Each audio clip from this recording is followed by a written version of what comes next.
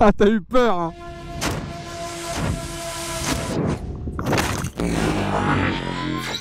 Mélodie, c'est pas forcément ton quotidien ce qu'on est en train de faire aujourd'hui. Non, c'est sûr. Moi, je travaille depuis des années dans une concession moto. Enfin, dans plusieurs du coup, mais là, je suis récemment chez YAM à Marseille. Ouais. Et en fait, en début d'année, j'ai passé mon CQP parce que je me suis rendu compte que les stages, ça m'avait apporté énormément. Et j'avais envie de transmettre ma passion et de rassurer, d'encadrer les gens. J'aime énormément ce que je fais, j'aime énormément la moto.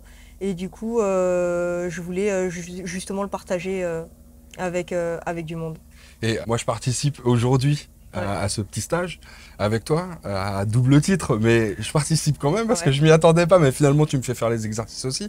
Ce qui est incroyable, c'est pour ceux qui étaient là avec nous aujourd'hui, de se retrouver quand même, les amis, avec une vraie championne de moto. Là, on n'est pas à côté de quelqu'un, je suis pas à côté de quelqu'un qui fait de la moto comme ça, quoi. T'es quand même, allez, un petit monstre dans le monde de la moto, et pas seulement dans le monde de la moto féminine. Et je voudrais juste que tu nous rappelles un petit peu ton palmarès, un petit peu tout ce que tu as fait dans la moto déjà. Ben, moi, j'ai commencé la moto assez tard. J'ai passé mon permis à 125 à 16 ans et puis le permis moto à 18 ans. Après, j'ai commencé à faire un petit peu des journées d'entraînement libres sur la piste. Et j'ai commencé surtout en 2011 à faire des courses de côte dans la région, à faire les petites boucles du Moto Tour. C'était le Tour de France moto qui mixait rallye Et t'étais toute jeune en plus. Ouais, bah, j'avais 18-19 ans. Ouais. J'étais encore bridée. À l'époque, Ouais. c'était du 34 chevaux en plus. Et puis, ben, en fait, la piste, ça m'a vraiment, vraiment plu. J'ai mis beaucoup de temps à faire mes premières compétitions parce que je voulais pas arriver et être dernière. Donc, je me suis vraiment beaucoup entraînée. J'ai fait beaucoup de stages. Et j'ai complètement délaissé la route, en fait. La route, j'en faisais un peu le week-end pour m'amuser, pour balader, pour arsouiller un peu. Mais j'ai arrêté toutes les compétitions sur la route. 2015, je commence ma première compétition, donc bol d'argent. Après, j'ai fait une course en promo découverte. Donc c'est au sein du promo sport, le promo découverte, c'est pour ceux qui n'ont jamais fait de piste ou qui ont peut-être un niveau un peu inférieur, de pouvoir se lancer dans la compétition avec des gens un peu plus de son niveau. Et j'avais bien marché. En plus, j'avais pas commencé sur le plus facile, j'avais commencé à l'Édnon, donc les montagnes russes. Ouais. Mais l'année d'après, je fais une saison complète donc en Pro Twin. Et à partir de là, j'ai commencé à faire en Italie, j'ai fait de la R3 Cup, j'ai fait le Superbike en Espagne. Et je me lance dans la Women's Cup. Donc j'ai fait la première édition de la Women's Cup où il n'y avait que la course au Mans, pendant en ouverture des 24 heures du Mans. Que t'as gagné? Non, que j'ai Pas pas celle-là? gagné. Ouais. Il y avait beaucoup de filles avec un gros niveau. Je finis quatrième, si je dis pas de bêtises. Et il y avait énormément de filles. Il y avait 2 finales tellement il y avait de monde. Ah ouais. L'année d'après, ils font le championnat complet. En 2018, je gagne la course au Mans. Et de là, il s'est passé un peu un engouement. J'ai le Girl Racing Team qui m'a contacté pour faire des tests pour faire en 2019 les 24 heures du Mans et le Bol d'Or. Donc les tests à Barcelone sont hyper bien passés. C'était la première fois que j'essayais une R1, mais c'est une moto qui était beaucoup plus facile que mon Aprilia à l'époque. Et de suite, j'ai pris mes marques, j'ai de suite été rapide. 24 heures du Mans, une super expérience. Je fais le meilleur temps en qualif, donc du coup je prends le départ. On fait une super course. Bol d'Or, c'est l'année où en fait il y a eu les intempéries, où la course a été coupée en deux complètement. Il y a eu un drapeau rouge, c'était une première historique. Donc on a fait que 12 heures de course. Et c'est depuis ce Bol d'Or que AMV est partenaire et me suit. Mais juste pour qu'on précise les choses, quand tu roules comme ça, Ouais. t'es pas qu'avec des filles. Ah non. Non mais Ah non. parce que... Alors, la Women's Cup, c'est un championnat en 100% féminin, il n'y a que des filles.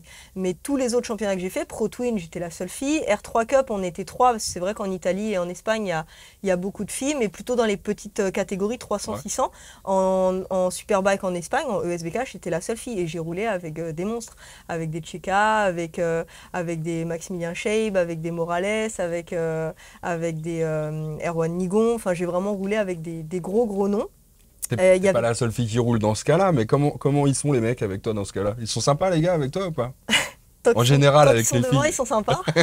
Après, quand ils commencent à être derrière, bon, il n'y en a pas énormément, mais quand ils commencent à être derrière, après, ça devient un peu plus compliqué, ouais. Mais t'as l'impression que ça évolue quand même, ce regard sur les femmes dans la moto, quand en compète, c'est un peu différent peut-être, Parce que qui dit compétition dit esprit de compétition. Ouais. Donc, est-ce que c'est plus le fait que tu sois une femme ou est-ce que c'est plus le fait que tu sois une concurrente, quoi, qui fait qu'il y a cette... Je pense qu'il faut pas trop attention. Après, je suis pas dans leur tête, mais je veux sûrement pas me faire des amis en disant ça. Mais la Women's Cup, ça a pas été une super expérience pour moi. Et au final, rouler avec les filles, c'est pas mieux. Je me régale beaucoup plus à rouler avec les mecs. C'est sûr que je pense que ça prend un coup à leur ego, mais quand il y a des filles qui sont devant, mais après, à un moment donné, ce qui est bien, c'est qu'on se bagarre un peu avec les mêmes, et puis il y a des fois, c'est eux qui sont devant, des fois, c'est moi qui suis devant, et au final, ben, il y a moins un esprit, il y a moins un esprit de méchanceté, et il y a, je sais pas, moi, je le sens Ils pas. sont plus respectueux avec toi quand même, tu crois? Non. Non, ah, ils me font pas de Non, cadeaux, hein. pas de S'il faut me cadeaux, pousser, non, ah, bien s'il faut sûr, me ouais. pousser, ils me poussent, mais vu comme ils sont entre eux, Ouais, ça va. ouais. Ouais, ça va, ça va. Je pense pas qu'ils fassent plus attention, je pense qu'ils font pas la différence. Déjà, je suis pas en rose fluo, je pense pas vraiment qu'ils fassent attention que Ouais. je sois vraiment une fille. De toute façon, ils voient une moto devant, ils veulent la passer, c'est C'est tout, ça, quoi. dans tous les cas, dans tous les cas. Et ils sont pas plus méchants, ils me font pas plus de cadeaux. Je suis un pilote comme un autre en fait, quand je suis avec eux. C'est ce que tu cherches, C'est de ce toute que je façon. cherche, c'est ce que je cherche complètement. Et quand dans ta vie de tous les jours, la moto, ça a quelle importance? Tu t'en fais tous les jours au quotidien? J'en fais tous les jours, c'est mon quotidien. Depuis que j'ai 15 ans, je travaille dans des magasins de moto, je vis moto, je dors moto, je mange moto. C'est mon quotidien que je partage avec mon ami et voilà, je pourrais pas être avec quelqu'un qui fait pas de la moto au jour d'aujourd'hui. Et Et t'as que des motos rapides ou t'aimes bien tout type de moto? non, j'ai un cross et j'ai une mini-moto, là, les petites ovales, Ouais. pour s'entraîner et tout. Après, bah, ma moto de route, c'est une moto qui me permet juste de me déplacer. J'ai un petit J6 qui fait très bien le taf, qui m'amène au boulot pour pas trop cher. Ouais. Et puis après non, en compétition, j'aime bien avoir des gros cylindrés. Et c'est vrai qu'en motocross, j'ai quand même un 250. Ouais. C'est plus une question que j'ai pas beaucoup de niveau en motocross, mais j'ai roulé des années avec un 450. Ouais. Donc non, j'aime bien les gros cylindrés, j'aime bien les grosses motos. Ça me correspond à mon style de pilotage en fait. Ouais, d'ailleurs, on pourrait s'imaginer que tu roules plutôt en 600. On Et pourrait, en ouais. fait, tu es plutôt 1000, toi. Bah, en fait, j'ai un pilotage de 600, mais ma grosse lacune, on va dire, c'est les axles. Et donc j'ai besoin d'avoir des chevaux parce que le fait d'avoir une petite cylindrée, ça me rassure pas au final dans ma tête et j'arrive pas à mettre plus de gaz quand même. Donc j'ai un pilotage de 600 à rentrer le plus vite possible. J'aime rentrer vite, mais par contre il me faut des watts et c'est pour ça que le 1000 me correspond très bien. Mais techniquement, le 1000, c'est quand même, ça te demande de plus t'engager, c'est plus Mais physique justement, quand même, non? alors oui et non, moi j'ai un pilotage très fin. Ouais. J'essaye d'être très très propre et c'est souvent ce qu'on remarque. Et du coup, je fatigue pas trop. Ouais. Finalement. Parce que quand j'essaie de taper dedans, quand j'essaie de rentrer fort, quand j'essaie vraiment de la brutaliser un peu, au final, ça fonctionne pas. Ça fonctionne pas, les chronos descendent pas. C'est mon style de pilotage qui est très fin, très coulé, qui est d'ailleurs très efficace sous la pluie. Mais de toute façon, je peux pas chercher à me mettre par terre, je peux pas chercher. Il y a toujours, je pense qu'il y a toujours cette limite justement homme-femme, l'esprit un peu protection, j'en sais rien, mais j'arrive pas à. Bah, tu cherches pas la limite non, forcément. Non. Tu cherches à être propre déjà. Je cherche à être propre, Ouais. je cherche à me faire plaisir, c'est le plus important parce que c'est pas mon métier, c'est un plaisir avant tout. C'est très difficile quand on fait de la compétition de garder justement ce plaisir parce qu'on se met la pression, parce qu'on se met des objectifs qu'on n'arrive pas tout le temps à atteindre. Quand tout va bien et que tu es au top, il y a tout le monde, mais alors par contre quand tu as un petit moment de faiblesse ou quoi, il n'y a plus personne.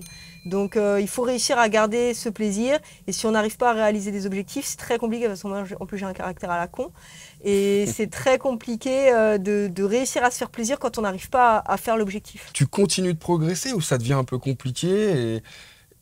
Plus tu te rapproches des chronos rapides et plus c'est compliqué. Après, il faut passer des steps. Après, il faut du matériel, il faut de l'entraînement. Il faut rouler. Rouler, ça coûte cher. Les pneumatiques ont augmenté. La vie en elle-même a augmenté. L'essence, le péage, l'entretien de la moto, l'entretien du camion, tout ça. Les prix des inscriptions, les prix des adhésions aux courses, au motoclub, à la licence. Tout augmente continuellement. Donc, c'est très compliqué.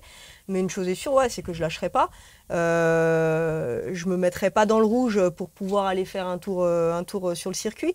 Mais je veux continuer à apprendre, je veux continuer à progresser et je veux faire de la moto le plus longtemps possible. Et j'ai passé mon diplôme donc, du CQP pour être formateur en début d'année, pour pouvoir justement partager ma passion, partager un maximum de savoir, peut-être aider des gens à rentrer dans le monde de la compétition ou alors à encadrer complètement un débutant qui sera en panique comme j'ai pu l'être quand j'ai commencé. Bien sûr. Et si ça peut me permettre aussi de rouler un petit peu moi et de me faire connaître et après de pouvoir aider du monde aussi, pourquoi pas, tant mieux. Pardon pour l'inélégance, mais tu as quel âge aujourd'hui? Ah, je commence à être vieille, hein, j'ai 29 ans. Hein. Ah vache, ouais, c'est dur. Ah, je te plains, vraiment, je te plains. Non, mais ça va, il te reste encore de très belles années de moto devant toi. J'espère. Donc en tout cas, c'est ce que je te souhaite. Et je te remercie beaucoup d'avoir pris merci ce temps pour moi et pour nous. Et vraiment, ça me fait très plaisir de t'avoir rencontré. C'est voilà, ça fait partie de ces petites rencontres, comme avec Xavier de Soultray, comme avec Chapuis, comme avec tout ça. Des rencontres où on se dit, il y a des vrais êtres humains derrière et vous n'êtes pas que des machines sur des motos. Et voilà, la moto, c'est une partie de vous, mais c'est pas l'intégralité de vous. Et voilà, je voulais te remercier pour ça. Merci à toi. Vraiment. Merci beaucoup.